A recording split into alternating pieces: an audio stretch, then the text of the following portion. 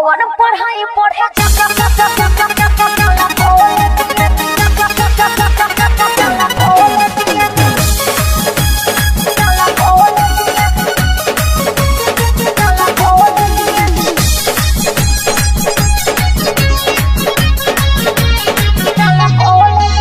कौन पढ़ाई पढ़े जाला कॉलेजिया रह जाता रोजे उपास घर से जिया। अच्छा कौन पढ़ाई पढ़े जाला कॉलेजिया रह जाता रोजे उपास घर से जिया। राजा हमर अब नाही नैहर पहुँचा दहो राजा हमर अब नाही नैहर पहुँचा दहो। नाइटी में आई करे के सिखा दो प्यार के कहरा है गोरी घर ही पढ़ा दो। अरे ऐसा ना होखेला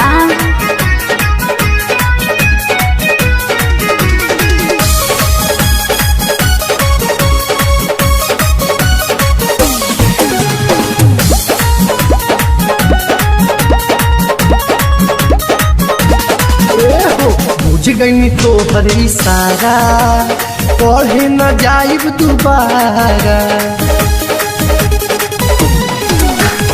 अब पढ़ा दी करे जा अरे माइनस प्लस के पहाड़ा चाहे नाही कॉपी कलमिया अलग हटा दहो चाहे नाही कॉपी कलमिया अलग हटा दहो।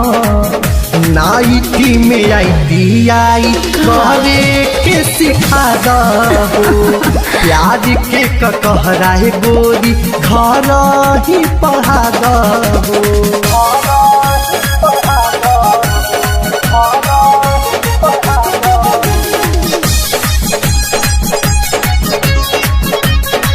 अरे सुना ना सुना ये मोरे रसगुल्ला राख किताब तनी फूला। सुनो भिड़िया जय बाये राजा अरे जान जाइबो सब फरमूला। हल चल नीति सजियरा अंतरा के जुड़ा दहो शिबू नीति सजियरा अंतरा के जुड़ा दहो। नाइटी में आई करे के सिखा दो प्यार के कहरा है गोरी घर ही पढ़ा दो। चलिए हल चल जी सिखा देतनी।